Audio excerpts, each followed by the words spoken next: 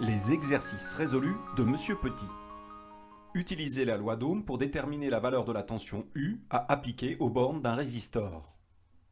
Quelle tension, U, en volts, faut-il appliquer aux bornes d'un résistor de résistance R est égal à 220 ohms pour qu'il soit parcouru par un courant d'intensité I est égal à 50 mA?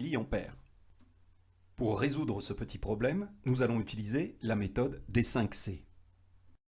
Le premier C permet d'être au clair sur ce que je cherche. Je cherche la tension U exprimée en volts à appliquer aux bornes du résistor. Le deuxième C me permet de faire le point sur ce que je connais. Dans ce cas, je connais la loi d'Ohm qui s'exprime mathématiquement comme la relation U est égal à R multiplié par I. U étant la lettre qui représente la tension électrique, R celle qui représente la résistance électrique et I l'intensité du courant. La tension électrique devant être exprimée en volts, la résistance en ohms et l'intensité en ampères. La loi d'Ohm étant connue, nous allons pouvoir passer à la suite. Le troisième C est si besoin convertir les unités. Dans notre cas, je dois convertir l'intensité I qui est donnée en milliampères. Pour pouvoir appliquer la loi d'Ohm, celle-ci doit être exprimée en ampères.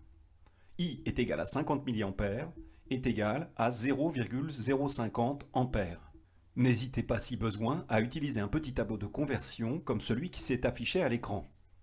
Quatrième C, je calcule. Je calcule avec une résistance R est égale à 220 ohms et une intensité I est égale à 0,050 ampères.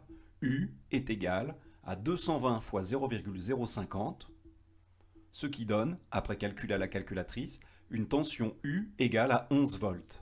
Pour finir cet exercice, je rédige une phrase de conclusion. J'en conclus que la tension U à appliquer à ce résistor est de U égale à 11 volts.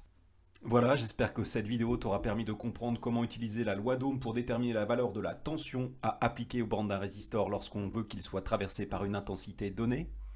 Je te souhaite à présent un bon travail et je te dis à bientôt.